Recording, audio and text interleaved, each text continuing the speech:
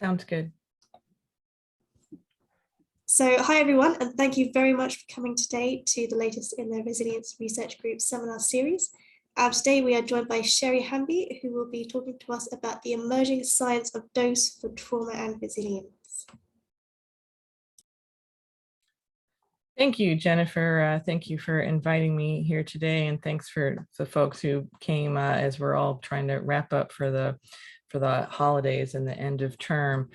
I'm just going to share my screen because I do have some PowerPoints.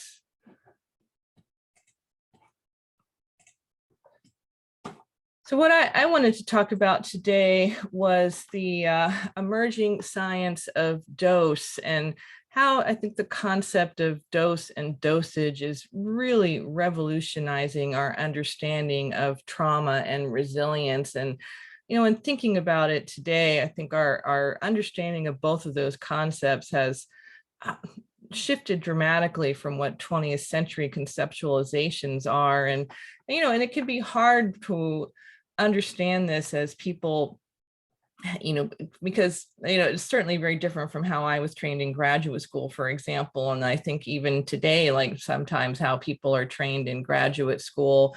And so I'm hoping to try to bring in from some other disciplines that people who focus on resilience, may or may not be as familiar with, and try to show where I think the cutting edge is in thinking about resilience and trauma.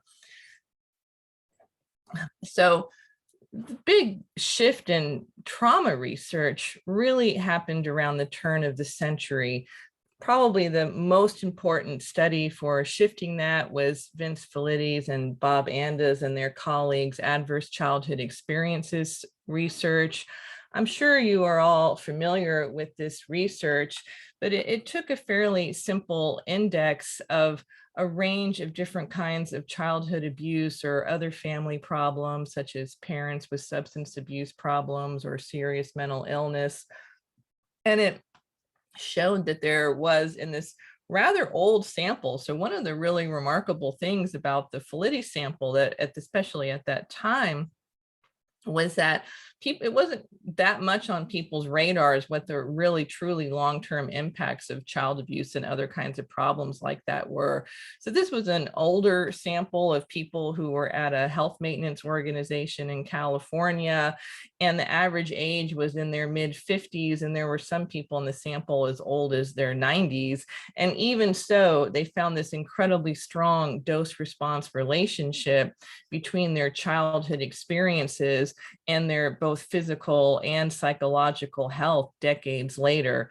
I'm using those terms loosely. I mean, obviously there aren't really like hard and sharp boundaries between physical and psychological health, but we still tend to think about it that way. And so people were really surprised to see that you could see, big differences based on child abuse history on whether people had heart disease or asthma or, all kinds of other problems like that.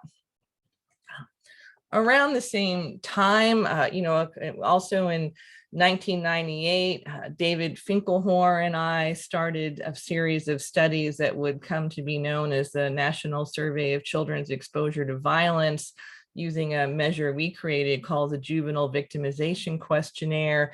And we also found this overwhelming effect for trauma dosage, or polyvictimization, as it is usually called in that research. But the dose concept is the same. The big difference between this and the ACEs work is that the JVQ, or polyvictimization approach, also includes peer and community violence. So it's not just focused on problems in the family, and that's an important part of our trauma dosage too.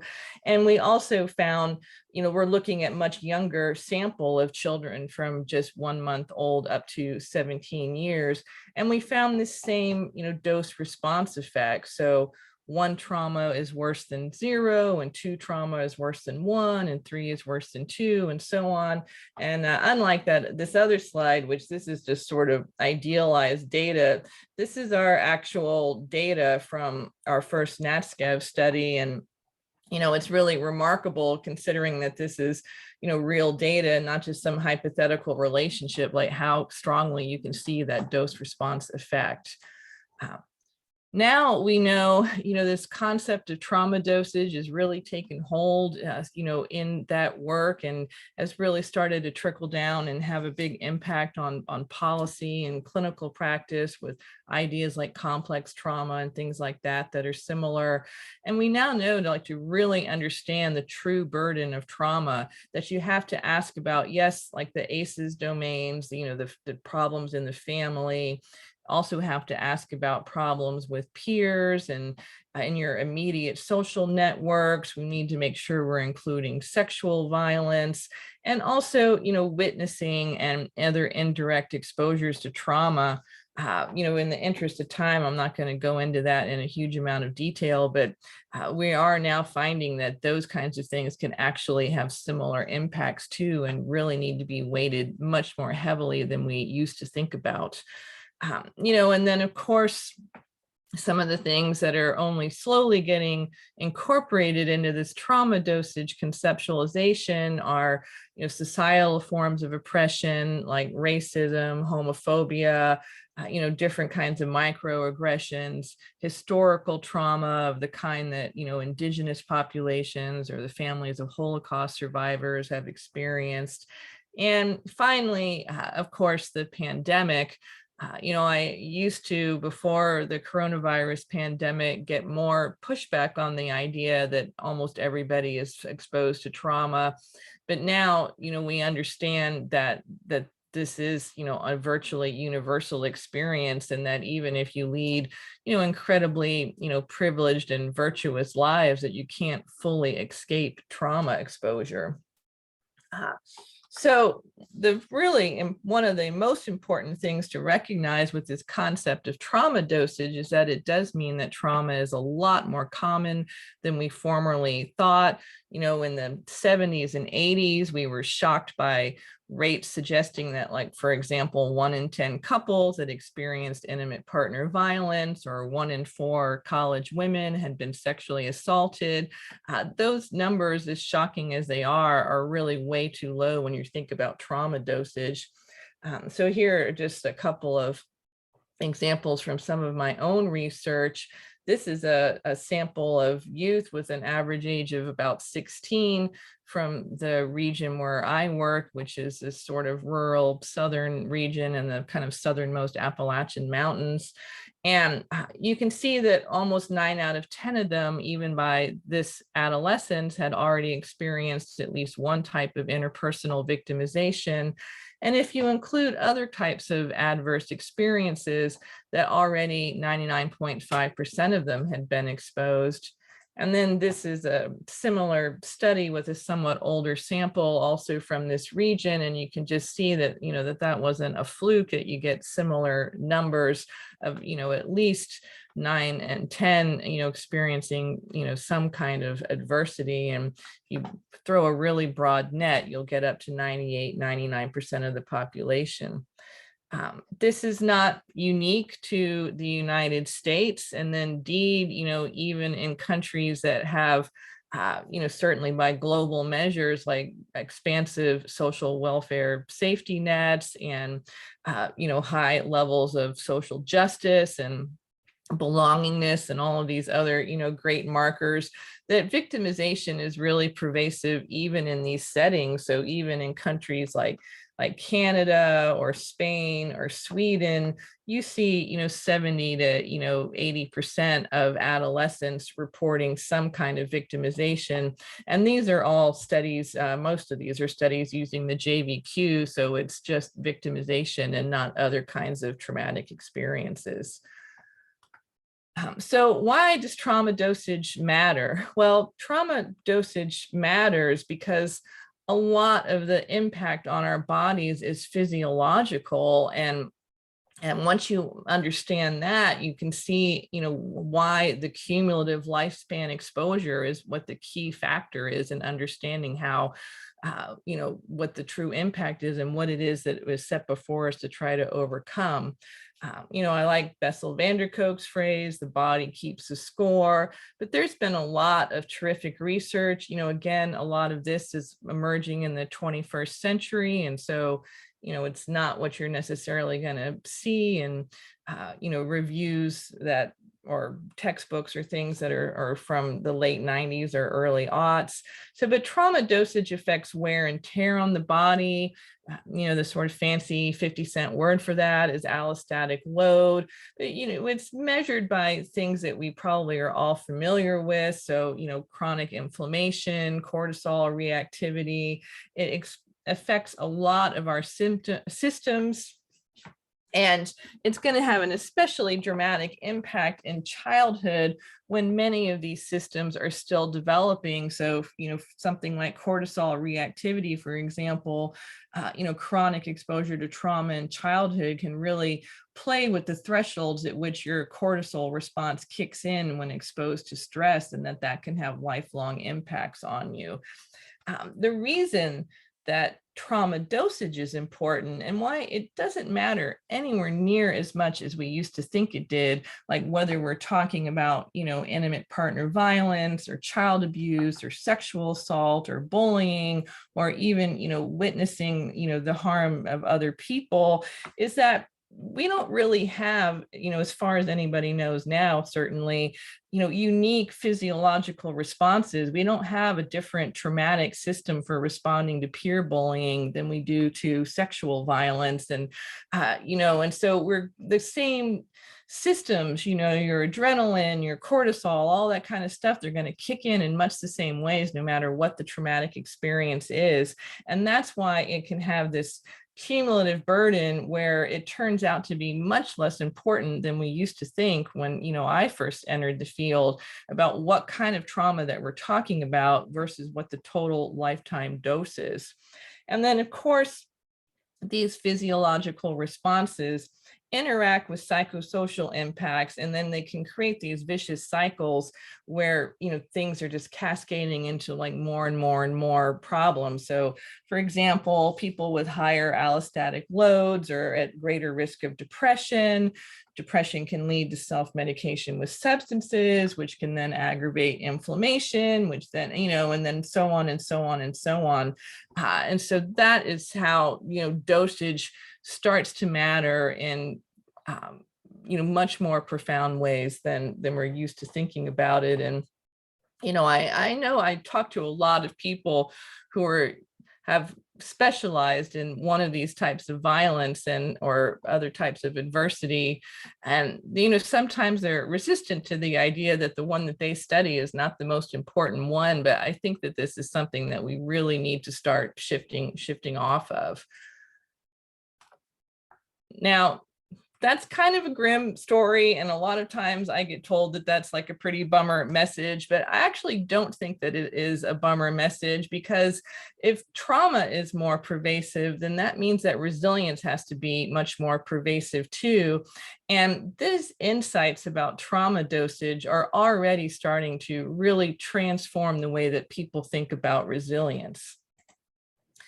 So, a lot of early research on resilience had a lot of parallels to early research on trauma. So, for example, if you go back especially to, work in like the 80s and 90s, you'll see that a lot of the work that was being done at that time, not all of it, but it tended to focus on a single type of trauma like child abuse, or often even a particular single incident. So like a single natural disaster or a single sexual assault.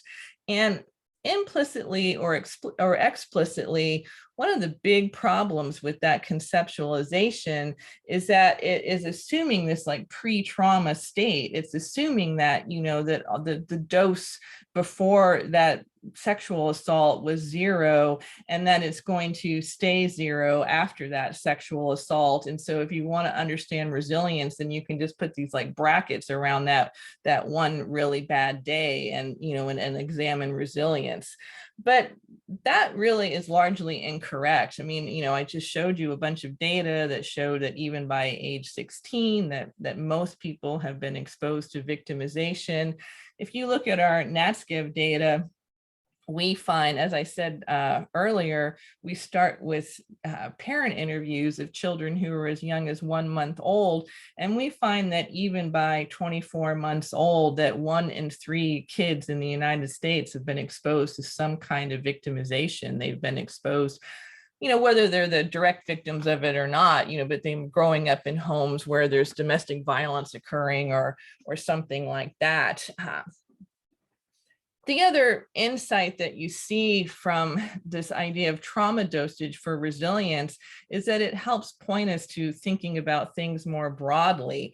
The resilience field has really struggled to shake early conceptualizations of resilience as a personality trait.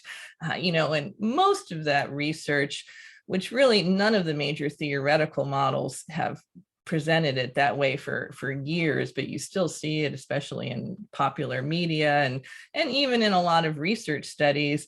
And if you drill down and look into those measures, mostly what they're measuring is some kind of like emotional toughness or characteristics that in the resilience portfolio model and my model, I would put into like the regulatory strengths category, but even like a fairly narrow conceptualization of that. But that is a really poor understanding of what resilience involves and how people actually overcome trauma.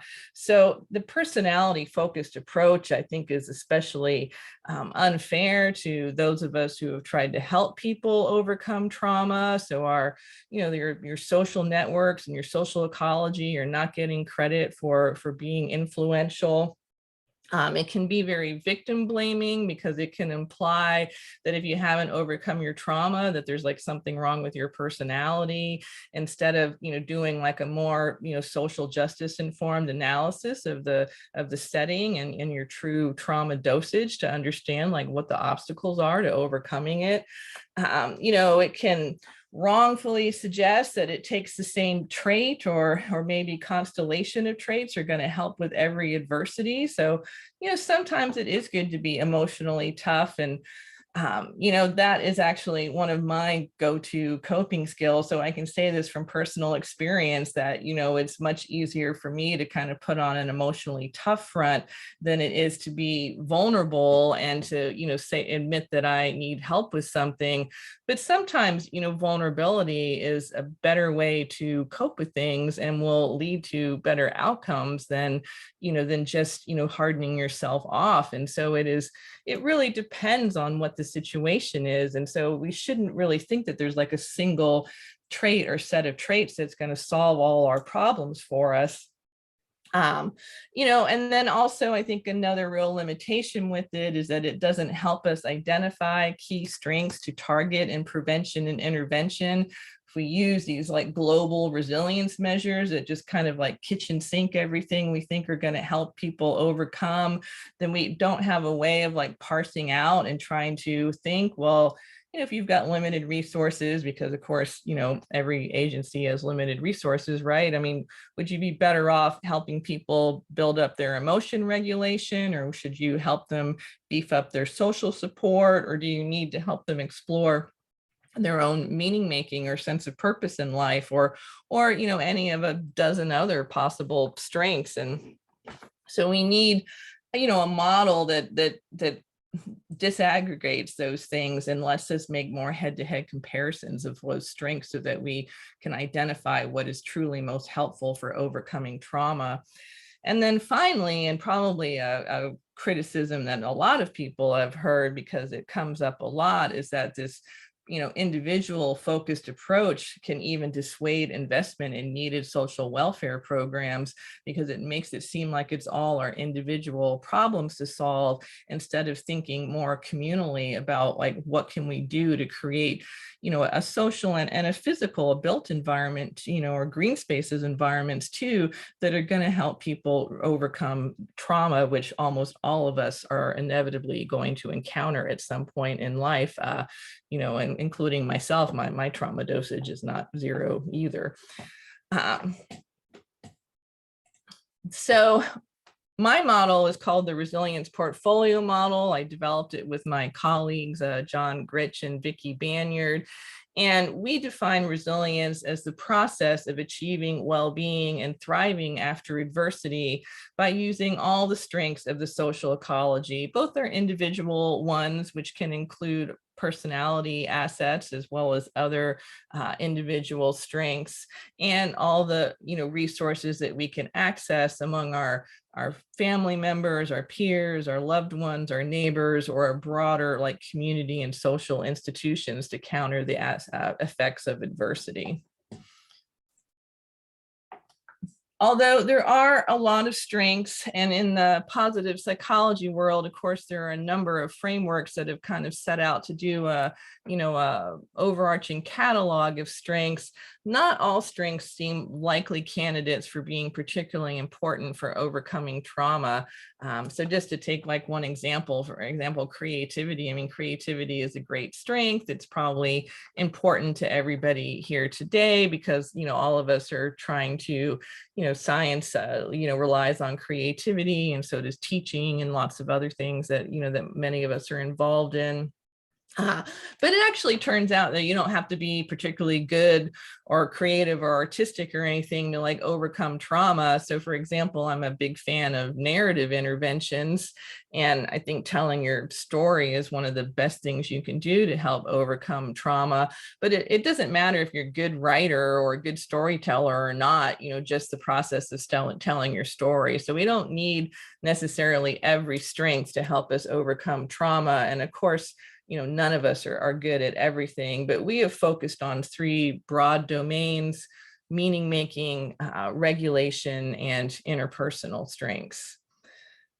So the key features of the resilience portfolio model, I'm just going to go over these quickly because I just want to show you a couple of other things, is that we're especially interested in underappreciated strengths. As I said, I work in a lot of rural Appalachian communities, which is a very stigmatized community here in the United States, and a lot of other marginalized and oppressed areas. And I think that a lot of people and communities have strengths that we've just barely started to tap into in the resilience or positive psychology literature. That we're focused on thriving, and that I, fully believe that it's possible to lead a really good life, even with high burdens of trauma, and that we shouldn't just be limiting our work to the absence of pathology. And, I think I'm not going to read all of these things, but we are very keen to focus on malleable characteristics. So a lot of the resilience literature still focuses on sociodemographic or historical characteristics. And I'll show you an example of that in a moment. But, those kinds of things you can't change, and so you can't change what your gender or your race is or what it was like growing up in your family. But there are lots of things that we can change that can also help contribute to thriving. And, as I said before, we're really interested in trying to identify what the most impactful targets are. So in the resilience field right now, there are a number of different ways that this idea of strengths dosage is getting integrated into resilience work. In our work, we call it polystrengths and resilience portfolios. And so polystrengths is an indicator of how many different strengths across those 3 resilience portfolio domains that we have at above average levels. There's also, to sort of complement the adverse childhood experiences idea, there are ideas that people are calling like positive childhood experiences, or PACEs, which rhymes with ACEs, positive and compensatory experiences.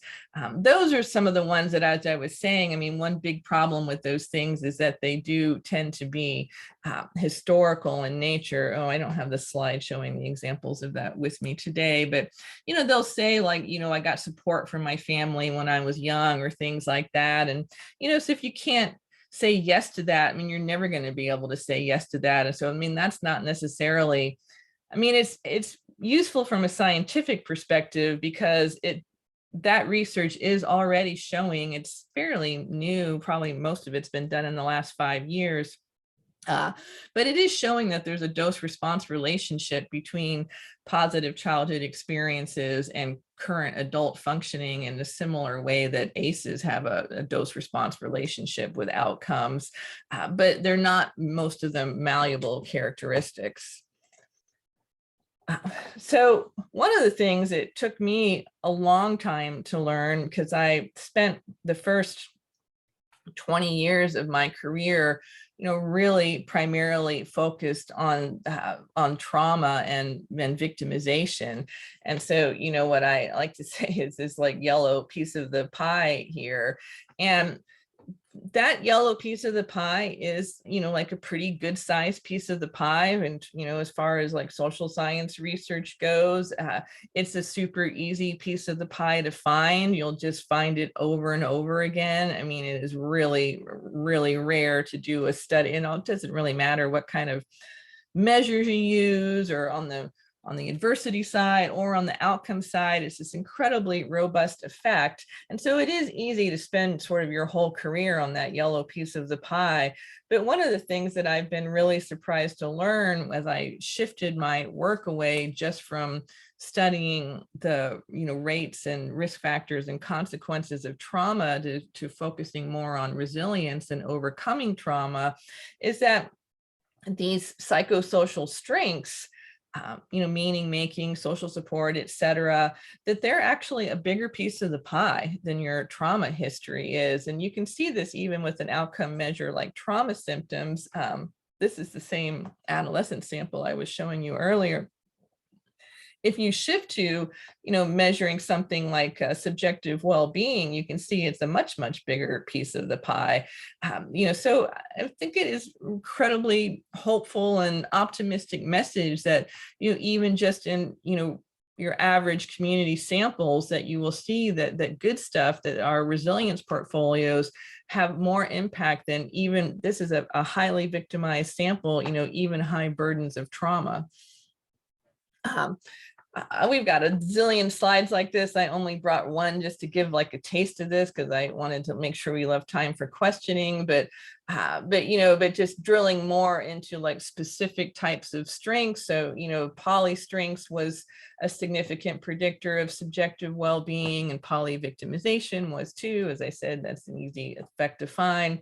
And a couple of the strengths that we have found were most beneficial in this study that I think looked at 14 different ones was recovering positive affect.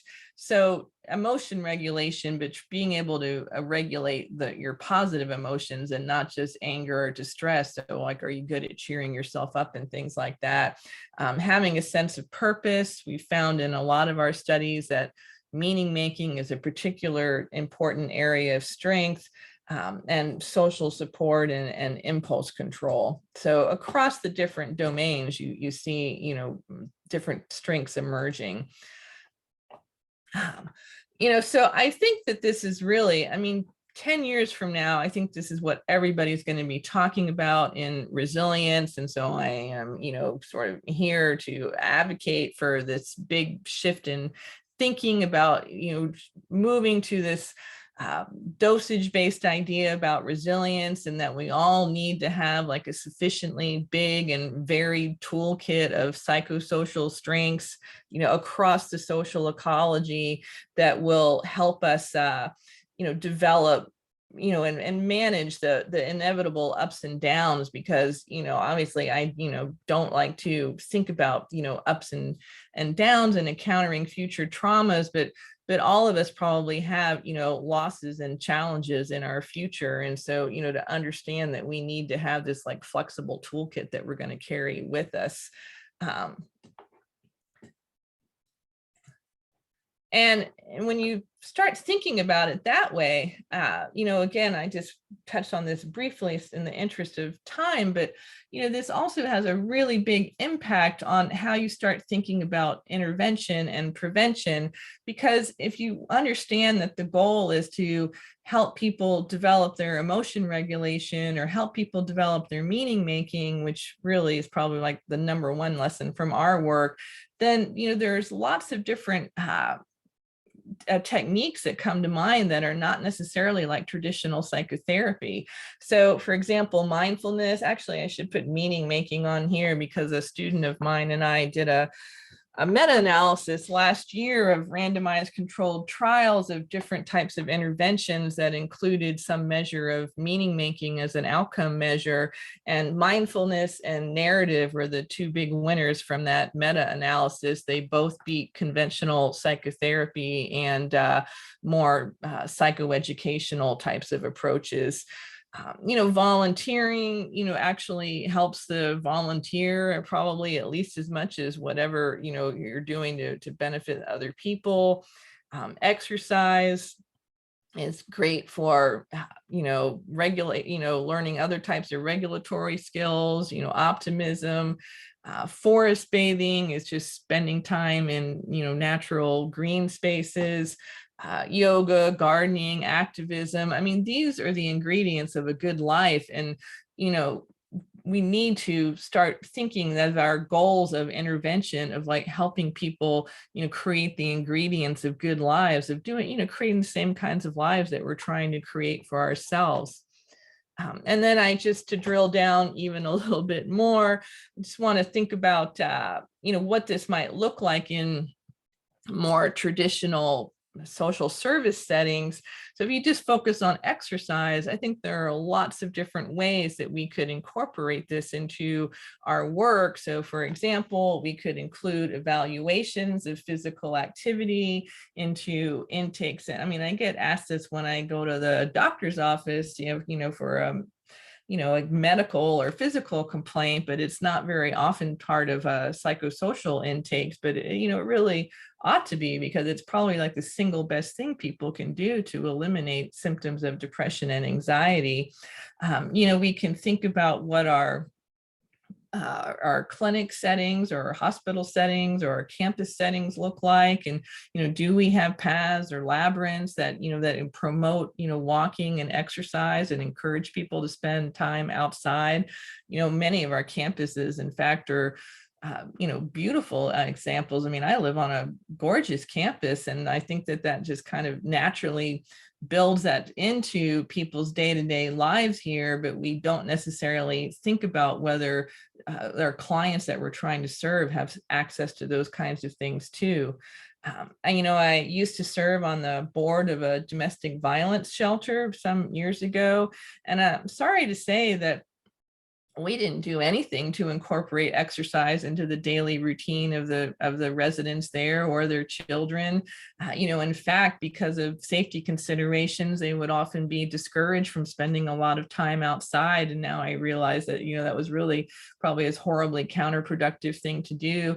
But even in terms of indoors, we could have, offered some simple yoga or stretching classes, or, played some physical games with the kids. I mean, even, like Ring Around the Rosie or something like that, like probably would have, offered some meaningful additional content to the services that we were doing there. And then of course, incorporating exercise into all kinds of other settings too. It's easy to do, it's inexpensive, and it could really start to make, meaningful differences in the lives of the people that we're trying to work with. So, when I first got into this field, people typically talked about resilient people as if they were remarkable and rare. So like some kind of amazing unicorn. And, and even today, sometimes people will wonder like whether they truly exist or not. But I like to say that resilient people are like squirrels, that we're everywhere. And so I hope that this will give you some ideas about how to help get in touch with your own inner squirrel, and how to bring the insights of squirrels into your work on resilience. And I will end there. Oh, and I will just say that if you're interested in resilience, I do have a listserv that you would be welcome to join too. That I'll put it in the chat, the directions about how to join.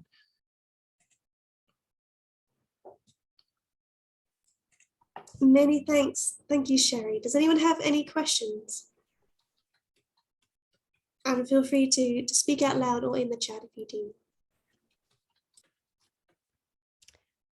Hi, this is Carmel Choi. I think I'm joining for the first time to these calls. I've listened to some of the recordings, but thank you for organizing this. I really enjoyed this particular talk. And I thought the idea of polystrengths and kind of the dose response of resilience was a really fascinating idea. Actually, when I saw the title of the talk, I was thinking more like resilience in the face of sort of like dose response, like adversity. So thinking about kind of the dose response of like the strengths themselves was actually really, yeah, really informative, and I really enjoyed the talk. I guess one question that I had was, I guess, similar to, studying dose response adversities. Often there is a challenge of like how to create that sort of dosing, kind of operationalize that. And one thing that the adversity field has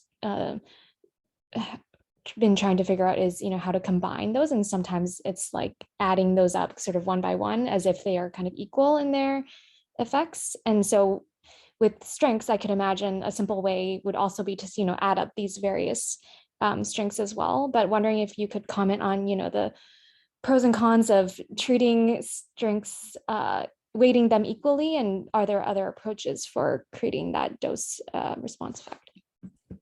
Sure, that's a terrific question, and thanks for your comments. Let me start with measuring trauma, because there's been a lot more work done on that side of it. And so this is something that my colleagues and I have looked at a lot, as well as, of course, many other people, because we do get quite a lot of pushback on that with the juvenile victimization questionnaire, because the conventional scoring of that does weight peer victimization the same as like caregiver abuse, and it weights, direct victimizations like that was like witnessing assaults in the community and et cetera. And of course, so does the ACEs questionnaire, quite famously, like weights everything equally, but there's both conceptual reasons and statistical reasons about why that is really the way to go, even though some people find it tough to think about it in that way. And so on the conceptual level, it goes back to the issue I raised earlier about, allostatic load, and how, most of these things are responded to physiologically in very same ways. And or even conceptually, I mean, one of the things I often tell people is that I have two children. They're both college age now, and they, and I mean, if something happened to them, that would be many times harder on me than if I was assaulted. It would be much, much more upsetting to me if one of my kids got mugged, for example, than if I got mugged. And, and I think that we don't do a very good job of really thinking about, what the effects are of some of the kinds of victimization that we've tended to minimize over the years. And of course, that was one of the great achievements of the 20th century social science research, was to understand that, I mean, in my mother's generation, domestic violence, child abuse, I mean, even a lot of things like that were really very much minimized. And so I think it's been a process of understanding that these things all really do have major impacts on us. The other thing that, been on the statistical side of it, the thing about those kinds of weightings, and I can tell you that we have sliced and diced our data in many different ways. And so you can do something like, I mean, some of the things we've tried is that we've run a factor analysis, and then you get factor scores, and, or you can also just try like a theoretical weighting, so that you rate, for example, like sexual violence more heavily than non-sexual violence, and give it an extra point in your score or something like that. But the thing is, and you'll find this not just with trauma measures, but with honestly like any measure under the sun, is that the reason that kind of like factor score weighting measures are not more commonly done is that a measure that rates bullying 0.7 and sexual assault 0.9 and caregiver violence 0.8, say, is going to be so incredibly highly correlated with the measure that weights all of those as 1, that you're almost never going to see any kind of important statistical difference in your analyses. Now, I will say that I didn't bring all these slides with us today, but in our effort to try to figure out which strengths are most important, my team alone has so far looked at 35 different psychosocial strengths, including, many of the social ecological level, not individual ones.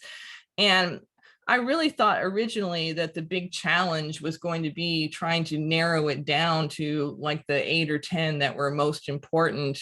But instead, we're having the opposite problem. We're finding that there are 2 or 3 sense of purpose or, meaning, some as an indicator of meaning making and emotion regulation, probably being like number 1 and number 2.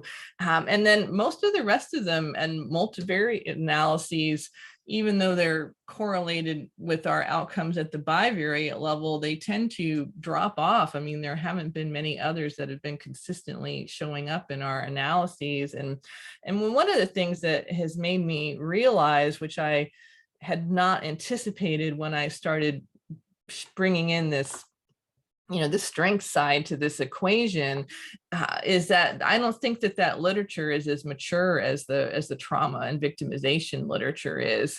So when we went to create the juvenile victimization questionnaire, David Finkelhorn was the PI on that project, and he's like, and at that time, my main area of specialty was in intimate partner violence, and his, of course, was in caregiver perpetrated child abuse. And and so, and I had already done some work with him, so I also knew like a reasonable amount about child abuse at that time. And he's like, well, we need to go and survey the bullying literature and the community violence literature and all this other stuff too, so we can make this really comprehensive measure. And at the time, I'm like, well, how long can that take? Because I just was in my own family violence silo, and I just didn't realize how huge those other literatures were. And I ended up spending a whole year reading those literatures and learning about the measures in them. But there was already, at the time that we tried to do that in, in the late 90s and early 2000s, these really, really robust literatures in each of these different fields. And so it was pretty easy to figure out like which kinds of victimization were the most important ones in terms of any kind of relationship or setting, whether it's home or school or community, et cetera, that people were in. And I don't think the strengths literature is in that same place. I mean, there are a couple of areas like social support and attachment and emotion regulation that do, of course, have these incredibly diverse and varied and rich literatures. But for example, I mean, the far and away what's coming out the best in our analyses over and over and over again. And now that, I realize it, that, that there are some people, many other people who do this too, but is, stuff on meaning in life and sense of purpose. And while there is a big literature on meaning in life, obviously, there's very big literature on that. It hasn't really been integrated into like the trauma and resilience literature to the degree that you might think. And so I think that there's just a lot of other literatures out there that really haven't had, good solid foundation of work about how they connect to resilience and overcoming trauma. And so we are having a harder time figuring out like, well, what would be the top candidates for, like a really tight assessment of your resilience portfolio. And I would say that that's still like a work in progress. That's really interesting. Thanks for sharing your insights on that. Thank you. We have a hand up from the audience.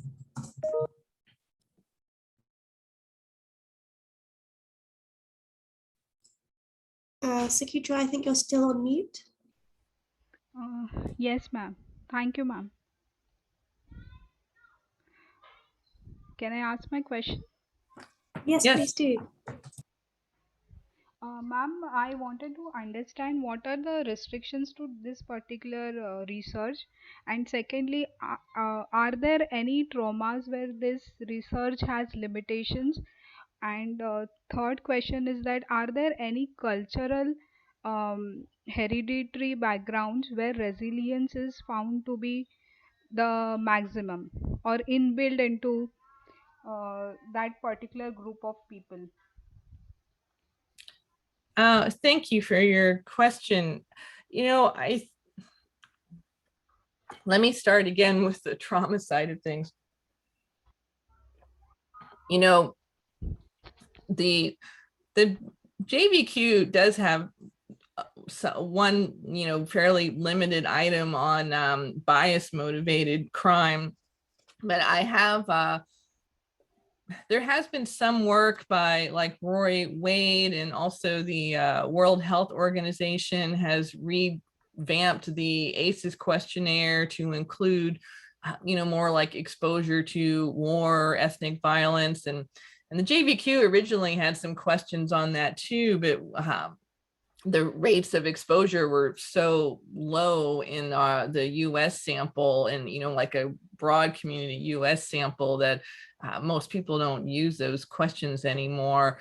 But I do think that we need to do a lot more work. I think the cutting edge in trying to figure out the true burden of trauma is to do a better job of incorporating measures of racial oppression and microaggressions and historical trauma into measures of trauma. And then, even though the JVQ is certainly like broader than anything else that's available, that it still needs work doing on that. I've written a couple of papers about that.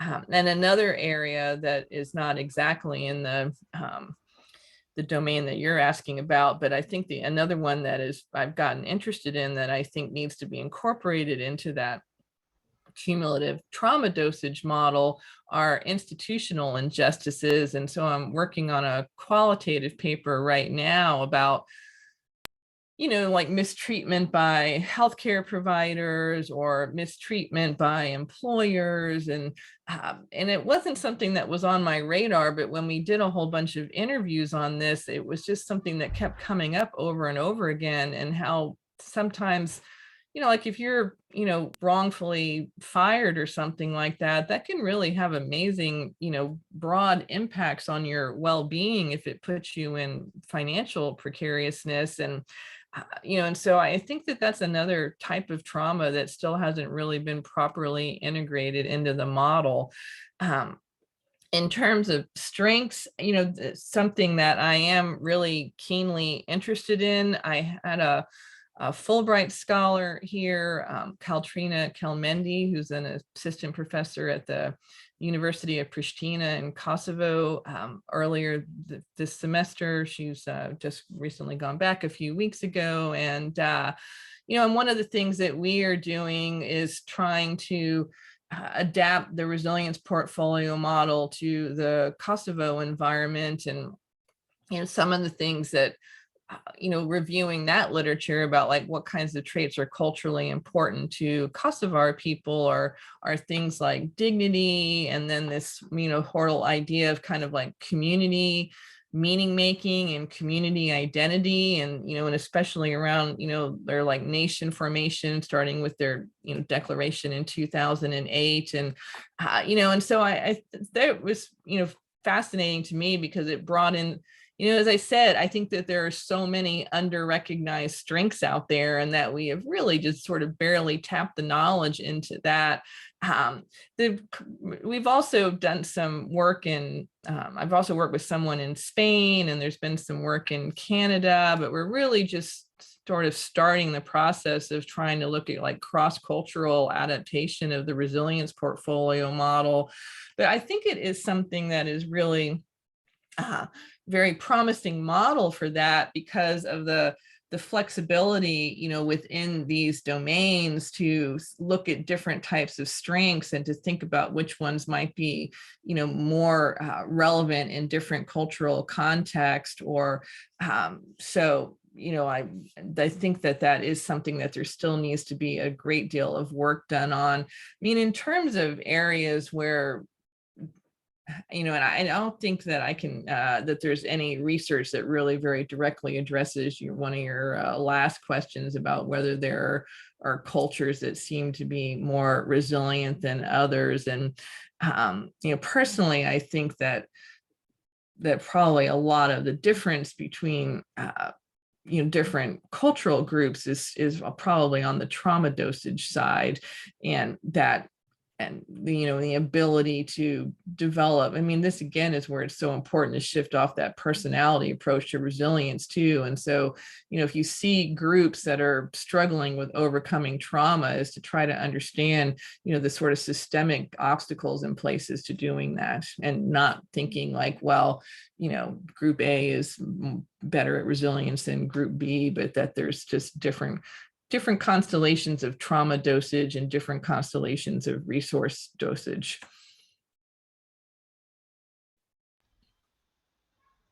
Thank you, ma'am. Thank you so much. But there is one connecting question, if you may allow me to ask. Sure. It is that our research is effective into identifying the trauma also, or we are effective in helping people once we identify that there is trauma? So I'm sorry, I'm not sure I understand the question. What's Are we is this a tool to only work with victims once they are identified that they have been victimized, and how effective is this tool for identifying that the person has been victimized when he is not oh self-aware that he may be victimized? yeah, most of my research is not with well, I've done both types, but the research I've been showing you today is not with self-identified victims. You really don't, it's all well community-based recruitment. And also the slide I showed you earlier with those like high rates in various European and Asian countries are also all based on community samples of people who are not being recruited because they're already known exposures. And I don't think you have, because trauma dosage is so high, you don't really have to go through any particular, help seeking agency or anything like that to identify victims, excuse me. And but and then in terms of like the validity of it, I mean that there aren't any measures that are perfect, but there has been a number of studies on construct and test retest reliability and construct and content validity. And we've done both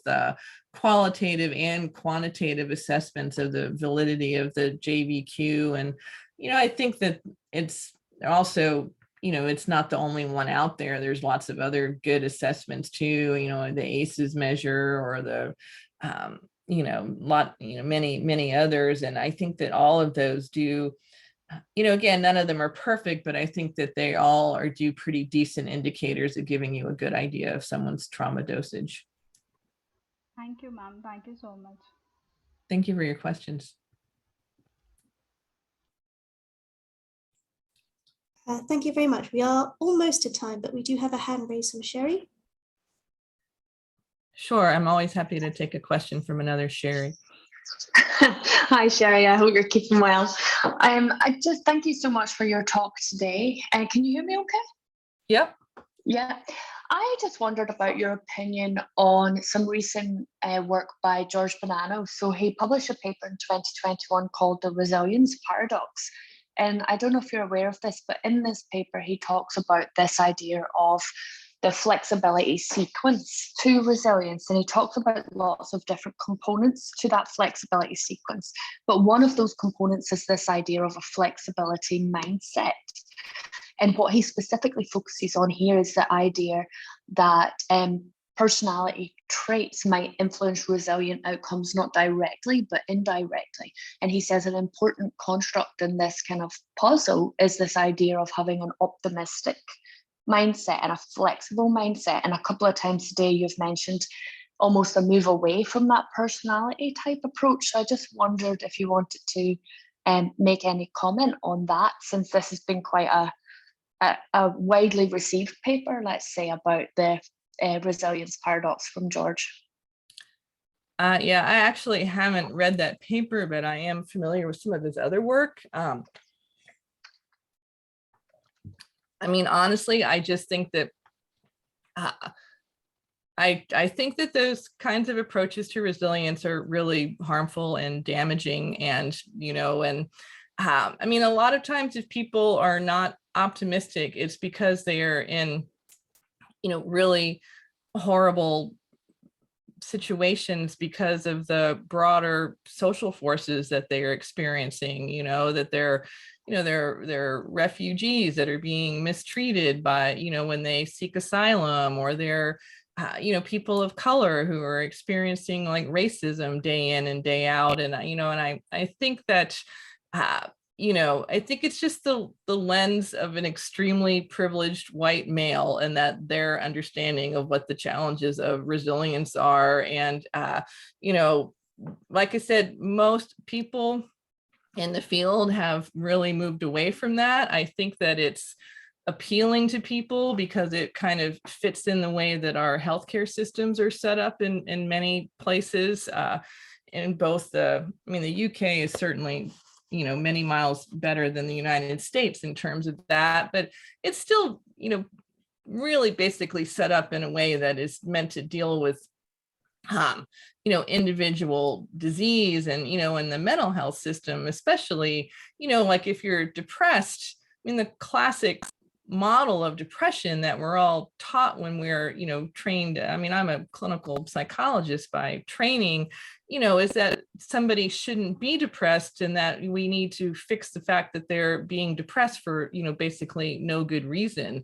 And but a lot of times people are depressed because they're just being ground down year after year by late stage capitalism and racism and homophobia and a lot of other problems. And so sometimes depression is really, or even of course now, I think it's people are being globally affected by the pandemic and the challenges of the pandemic, and and the many different threats to our well-being, both our physical health and our interpersonal well-being, and lots of other things. And so it really a social ecological approach to resilience, like Unger or Luther or Cicchetti or many other folks in the field, Ann Maston, would suggest, really pushes away from that. And I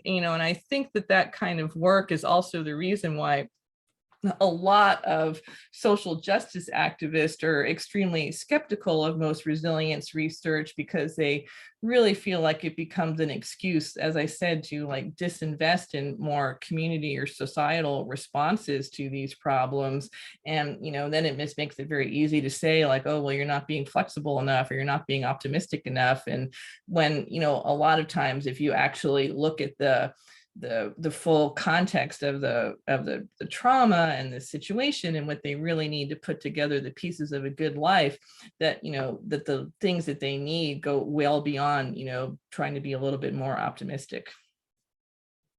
Would it be fair then to say that if you were trying to predict those kind of psychosocial mechanisms towards resilience, that you, based on your talk today and some of your work, that you think key targets and understanding mechanisms are things like emotional regulation, meaning in life? Are there any other kind of top mechanistic variables you would target?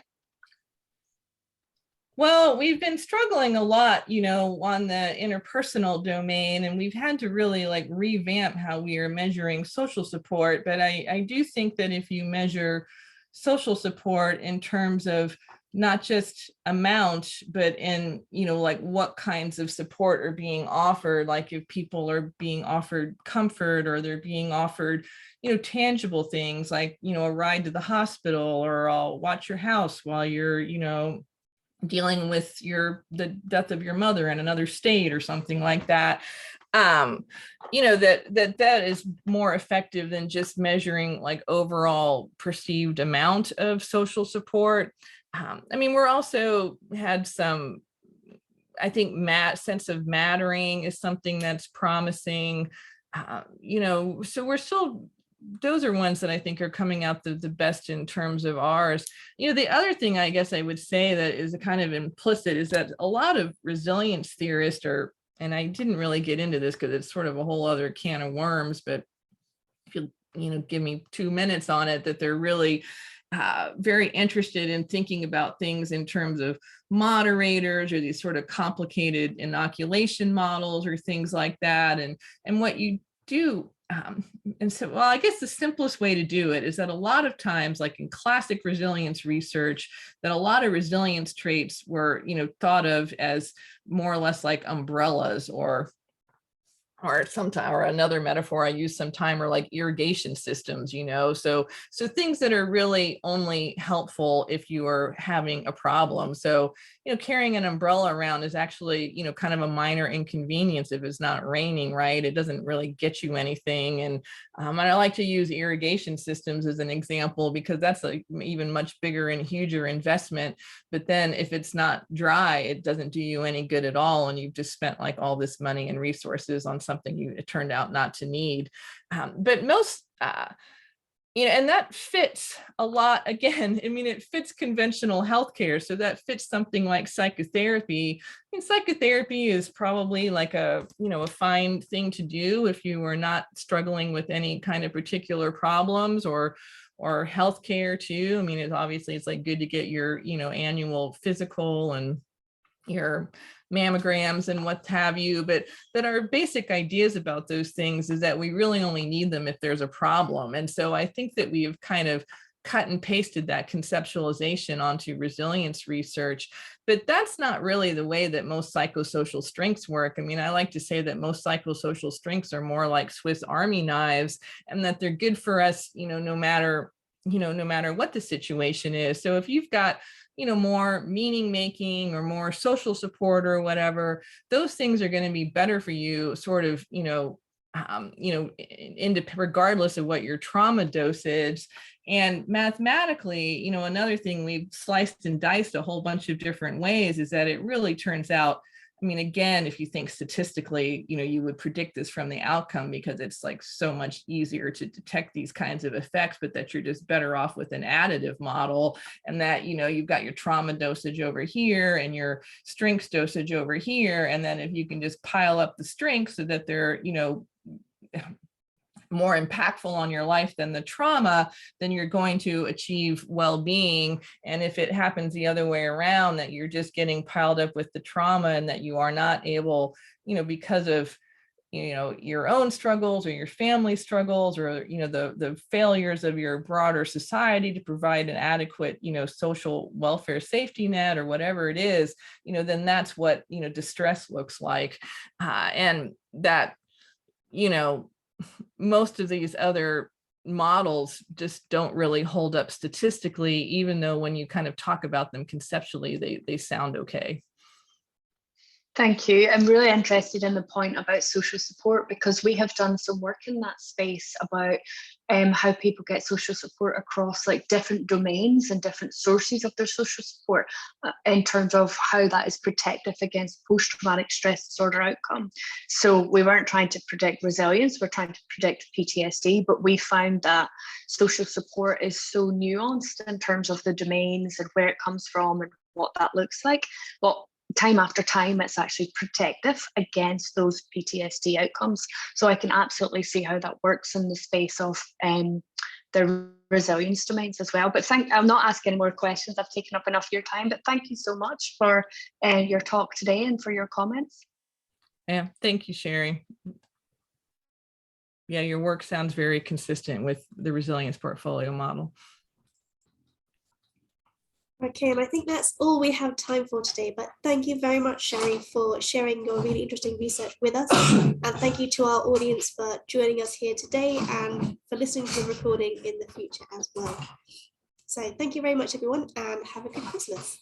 Yeah, thank you so much for having me. And yes, happy holidays and winter break to everybody. Thank you so much, ma'am. Thank you. Bye. Bye. Bye. Thank you very much. Bye.